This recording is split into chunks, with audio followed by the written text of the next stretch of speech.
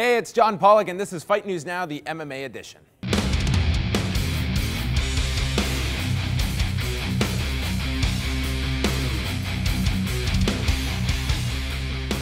Hello and welcome to another edition of Fight News Now. It's John Pollock with you for the next half hour, and we are in the midst of one of the busiest months in recent memory. On the show today, you will hear from this Saturday's Fight Night 32 co-headliner Dan Henderson, as well as Ken Shamrock, who has more words for Dana White, and George St-Pierre and Johny Hendricks will chat about their UFC 167 bout. We have another 3 rounds with John Ramdine and Robin Black, and the shift is DOA today, and of course, this week's newsmakers are coming up right now.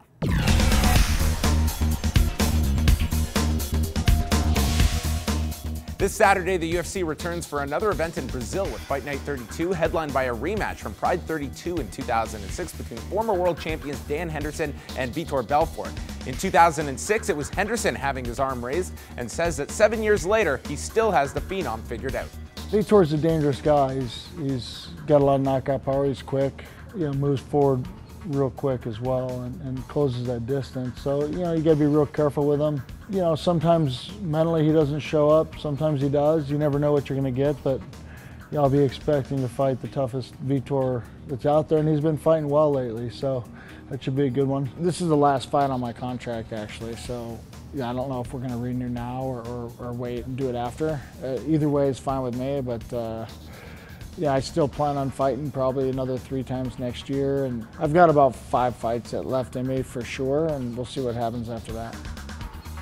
The two enter this fight at opposite points of momentum, with Belfort riding a 2-fight win streak, while Henderson is coming off back-to-back losses to Lyoto Machida and Rashad Evans at 205 pounds. Belfort is considered in title contention at 185 pounds while taking this fight at light heavyweight. The first time I fought him, I just stayed in his face and controlled him, and I won every round. I felt handedly. You broke him at 450 in the first round. I don't know if we got into big slugging matches too much, but you let those hands go, man. You landed every punch. I just felt like I controlled and beat him there, and I'd like to do the same, except for finish him this time. So who do we have to thank for this exciting rematch? We had fights that we wanted to make for Vitor, and then Vitor has his own ideas of what Vitor wants to do. Vitor's been difficult, so it puts Vitor in a difficult position. While this bout may not have much impact on either guy's rankings in their division, I don't know if it helps me a whole lot, but we'll see. I think it always depends on how the fight goes. This one could rival any of the amazing fights we've had this year. At UFC on FX7, the Phenom derailed Michael Bisping's shot at the Spider. There it is again, that left high kick, and Bisping is opened up and in all sorts of trouble. That'll do it! And 5 months later, he put down Strikeforce middleweight champion Luke Rockhold.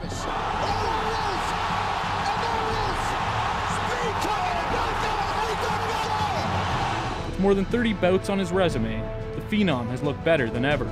But the constant shadow of his TRT use has caused some fans to discredit his accomplishments. It's amazing. I have a great, terrific team, so glory to God and glory to them. Up to its feet. Another right hand. It's over. Guys would like to see more of. Henderson.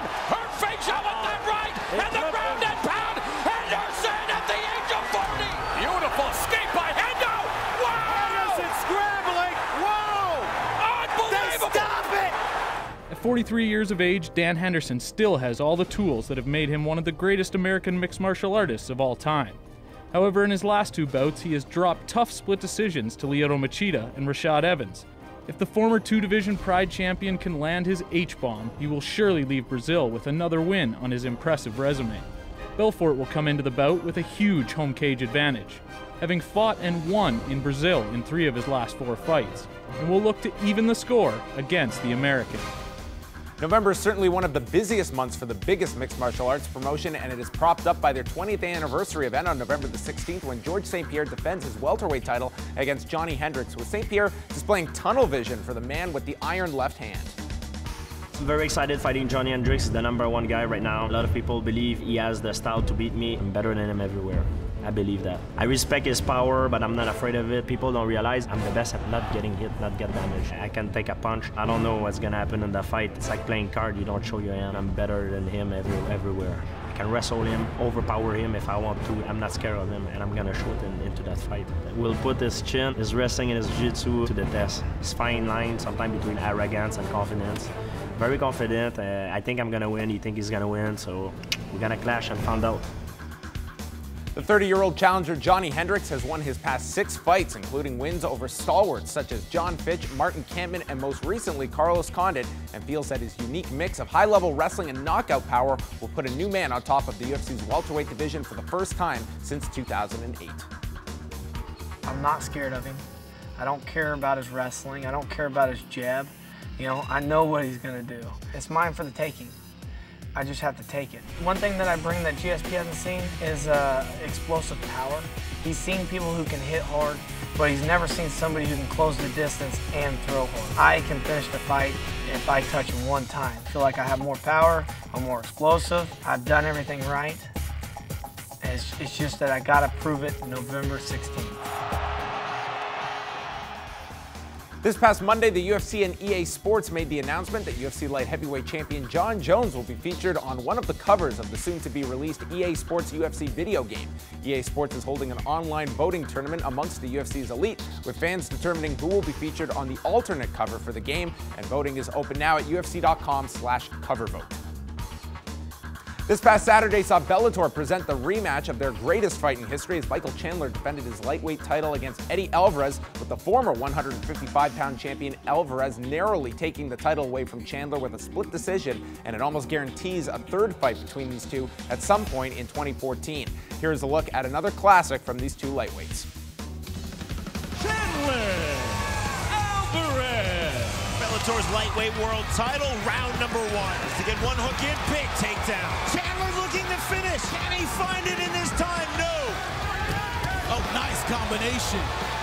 Chandler's left eye is starting to swell significantly. Oh, nice one. That landed clean. Beautifully timed by the champion. Alvarez now faking his own rear naked choke to finish and take back his title. Phenomenal 25 minutes in the Bellator cage. A new lightweight world champion, Eddie Alvarez. And when the ratings came out on Tuesday, Bellator CEO Bjorn Rebney was the first to take a jab at UFC President Dana White, but did not exactly include how many homes Spike TV is in compared to Fox Sports 2. Watching this fight on Saturday, my scorecard had Chandler winning rounds 1, 2, and 4, and the fight overall 48-47. The key round to me was number 2, where Alvarez was losing the round, but landed a very effective combination right near the end that you could see rock Chandler, and all 3 judges apparently agreed giving that round to Alvarez, and it may have been the combination that won him the title. As we've mentioned, the UFC celebrates their 20th anniversary this month, and lots of legends from the past are expected to attend UFC 167, but unfortunately one of them will not be Ken Shamrock. Shamrock and Dana White have used the public battlefield to vent their anger towards each other, with Shamrock firing the latest shot. Dana will sit there and play all nicey nice. Right there as he's doing that, he'll look at you and he'll straight ass lie to you after you just bailed his ass out from a bad situation, and he's all happy that he's moving forward, and then turn around and lie to the guy that saved his ass. That's the kind of character this guy is. And it's unfortunate because I liked him. I really did. I thought he had a great personality. I heard from his mom when she did her interview, and that's basically what she said. That was Dana White. Dana White was a likable person. Everybody loved him, and I did too. I mean, I really did. I really liked the guy. But down the road, did he only use that personality to lie to me, to take advantage of me? I don't want to work for somebody like that. And I think Randy and Tito and Pat Miletich and Frank Shamrock, Quentin Jackson, and all these other guys who have worked for Dana that were world champions for him all have felt the same thing.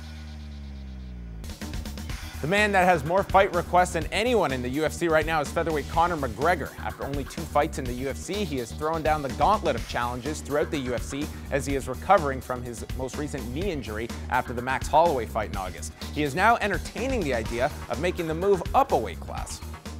I definitely have my eyes on that 155-pound division. You know, there's pros and cons to it. And I believe they're a lot slower in the 155-pound division. I feel confident going in against any man. As Chael P said, any man God made, you know what I mean? And not only that, I'll whoop God as well. Lots of news items there, Mr. Ramdeen, and I have a question for you. 1 year from today, when we are at this very desk and I'm talking about Eddie Alvarez's next fight, what promotion will we be talking about? I have a feeling it will be the Ultimate Fighting Championship. Wow. Does he win the third fight? Yes, he will. Wow. Well, what's coming up on the concise as hell is Mr. John Ramdeen. What's coming up on 3 rounds where you guys get to expand a little? Yeah, we're talking about a fight card that is flying under the radar, and the main event features 2 former champions. Ooh, is this a legacy card? No, it's not. No, 1FC. Find out after the break when we come back on Fight News Now.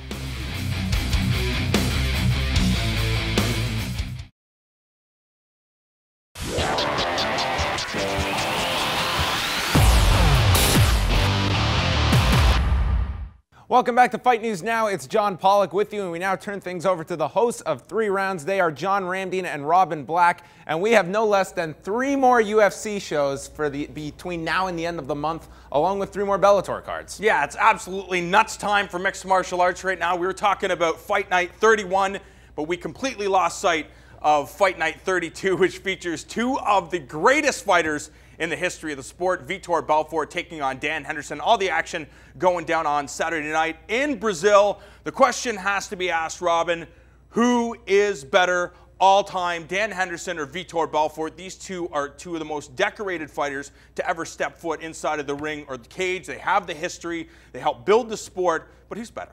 Man, that's a great question. You know, on 5 rounds this week, we broke down a little bit of what kind of things you have to compare to say who is a better fighter. It all starts with skills right at the top. And in that department, very few people are as skilled or more skilled than Vitor Belfort. Dan Henderson has a particular collection of skills that he uses extremely well. He has simplicity in his choices of skills. But in that department, it's a bit of a wash. One guy really, really good at a few things, and one guy just dynamic everywhere. Belfort has looked better and better and better over the last couple of years. Then you go to physicality, nobody's more physical than Belfort. So starting out in the physical traits, Belfort has the edge. Now, when you look at the level of competition, both of these guys have faced a murderer's row throughout their career. But Vitor Belfort fought for pride, he fought for the UFC, he fought for Affliction, he fought for Cage Rage, fought all over the world. And you talk about dynamic fighters, Vitor Belfort, when he is on his A game, when he is firing on all cylinders, there are very few people in the history of the sport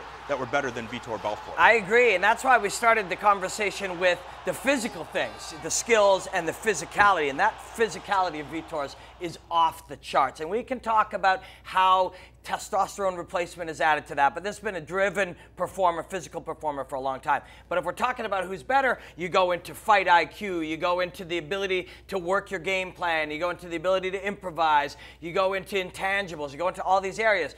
Dan Henderson has a game plan. He doesn't care that you know his game plan. It is irrelevant to him. He sticks with it and he makes it work. He's excellent at that. And those intangibles, Vitor, at certain periods of his career, has not seemed fully mentally strong. Dan Henderson's been a rock throughout. It's a very exciting fight. It's cool because it has an unmistakable old school element to it, but it's super relevant right now. Dan Henderson, one of the things you have to admire is the fact that you talked about people know what his strategy is. He comes forward looking to land his right hand and doesn't really change up his game plan. Sure, if he gets close to you, he tries to tie you up and take you down to the ground just to wear you out.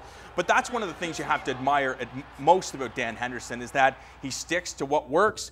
He's stopped so many fighters with his power, Vanderlei Silva, Fedor Emelianenko, and just the fact that he continues to play the same game and he's still successful, still at the highest level of mixed martial arts, and at 43 years of age. Yeah, he's throwing this at you, and if you don't like it, he'll give you this. You know, like this is the weapon. What's interesting about that is it isn't just that you build, when you have one weapon that is the one you're going to use, you can build an entire game around it. How do you set it up? He uses that inside kick to set it up. He sets it up off his left hand. He cuts you off. He moves around. He fakes takedowns. So it's a whole bunch of small, subtle things that all kind of corral you towards a giant right hand. It's a really interesting game. It's again, use the term old school with Dan Henderson. There's an old school element to his approach, but it's very exciting. When you you knock guys out with one big punch like he did to Bisping and so many others, that moves people. That shakes the foundation a bit. With that said, say you have to take $1,000 out of your own bank account, you have to bet on this fight. Dan Henderson, Vitor Belfort. I'm pretty sure you're going to pick Vitor Belfort. Yeah, I think you go with momentum. I mean, the combined age of these guys is like 80 years old. That's pretty weird, right? You go with the slightly younger guy, and I mean, but I'm glad that we're having this conversation about their skills and the fight, and we're staying away from that testosterone replacement therapy. We can talk about that in the next couple of days, but that sidetracks you sometimes from the fact of how good these guys are. And Vitor, if you remove that from the conversation, is a terrifying guy. That spinning head kick to Rockhold and that head kick to Bisping, these are things the guy just whipped up over the last few years. 4 fights in the last couple of years, a loss to one of the greatest fighters in the world, and a couple other great performances. Henderson has 30 minutes against 2 former light heavyweight champions. It's a great fight, man. You talk about this exciting 205-pound matchup. Well, it's not the only one that's on the card that's going to deliver. Igor Pekrajic taking on former Strikeforce champion Feijão, Rafael Cavalcante. This could steal fight of the night as long as Feijão decides, you know what, I'm not going to go down to the ground. I'm going to try to knock this guy out standing. Do you think that's what's going to happen? I think so, just because that's what he likes to do. He has one submission, and it was a beauty guillotine that he committed to the same way he commits to finishing his punches. But he has 10 knockouts. That's what he likes to do. I think he could dominate Pekrajic on the ground. I think if he took him down, gave him some ground and pound, which he wouldn't be expecting, I think that would be an outstanding thing for Feijão to do. Pekrajic has looked really good, but he's in need of a win. He's really good everywhere, you know. So it's an interesting one. If Feijão stands with him, it's more rolling the dice, although Feijão's got a killer instinct and he's got more power, I think, of the two. But I think if he looks to ground and pound him, flip the script a little bit and ground and pound him, I think it's his fight. I think both guys are desperately in need of a victory. Both guys, I think, have 1 victory in their last 4 fights, so kind of have their back against the wall. We also get a glimpse potentially what could be the future of the welterweight division, and Brandon Thatch. I've had a chance to call a number of this guy's fights, taking on Paulo Thiago, who surprised a lot of people when he knocked out Josh Koscheck. We know he has a judo and a jiu-jitsu background, a very dangerous fighter. He's a Brazilian special forces guy, so we know that he's mentally focused. But Brandon Thatch firing on all cylinders. This guy is just phenomenal, ridiculous athlete. We mentioned before Firas saying this guy is one of the most dynamic strikers he's ever seen. Just a real martial artist, and do you expect him to buzzsaw through Thiago? I think so, but this is the test for this guy at this point, and you can fail those tests. But he sees time a little slower than others, and he can execute all kinds of things in a minuscule amount of time. I love it. John Pollock, what do you think of this card? I think it's a good card. It might deliver, but I think that this is one that it's really, as you said, flown under the radar just with all of the cards that were getting thrown at us. For more with John Ramdian and Robin Black, you can tune in every Monday night at 7 Eastern for their expanded show, 5 Rounds, as they break down all of the key fights and let you know what's what in the ever-evolving world of mixed martial arts. We're going to take a quick break, but still on tap is The Shift with Priscilla Caripan and a special guest, and our viral video still to come. Well, you burst onto the Bellator scene with a multi-promotional contract with a lot of expectations, and you got knocked out. What happened?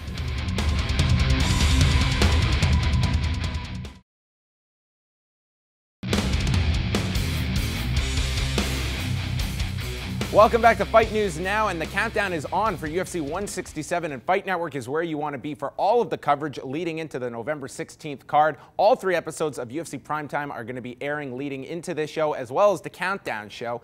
But right now, I am tagging out because up now is The Shift with Priscilla Caripan and special co-host Wei Ting.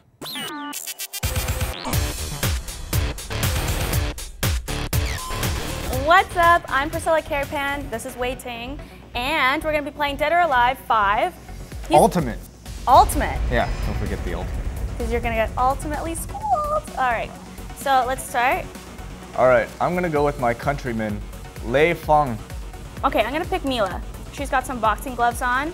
She's got some sexy outfits. Oh, Mila's like the MMA fighter. Get ready, fight! Wait. Let me just stretch. What? Oh, did you see that? Yeah, that's their move, huh? Let me just stretch, and then you'd like to throw a punch. Oh, are you down? Oh! Look at this. You can see her panties. Like, seriously. Perfect. That's what they designed this game so you could see this girl's to see her panties, okay. Yeah. This is real Tai Chi Chuan. Honestly, I feel like my strategy... You better not disappoint me. Whoa. I know, that's why Victor. What? Yo, you're getting body slammed. Physically impossible. Teep. Teep you did. You are that. like doing the same move. Yeah. You're not It's even fighting. It's called being cheap. It's okay. You don't have to like put the What? And I dummied you again. Nice fight, hun. She loves herself. That was fun. Later. So this is going to be our last one. I am going to pick someone that hopefully can do me some justice and beat him. I'm gonna pick somebody who looks just like my grandfather. Jin Fu. Okay, this is it. Game 7. Overtime.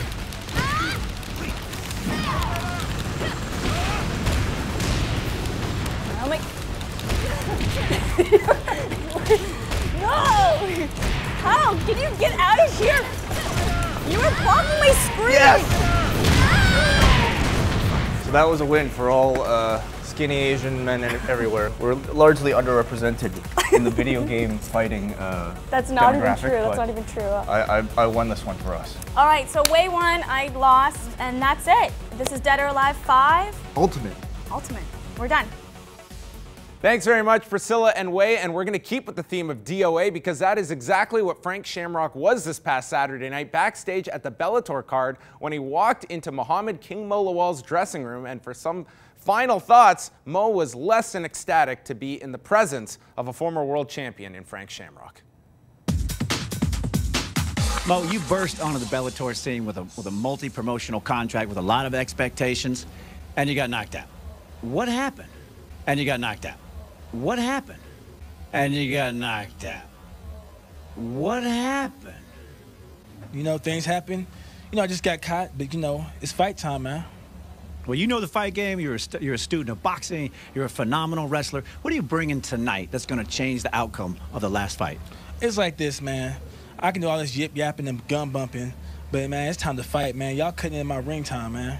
Well, I don't want to cut in your ring time, but listen, you and your boy exchanged a war of words for this fight. Really got contentious. Is there anything else you'd like to say to Newton before you go out there? Like I said, man, I should be out there walking in the ring right now, man. You're cutting in my ring time.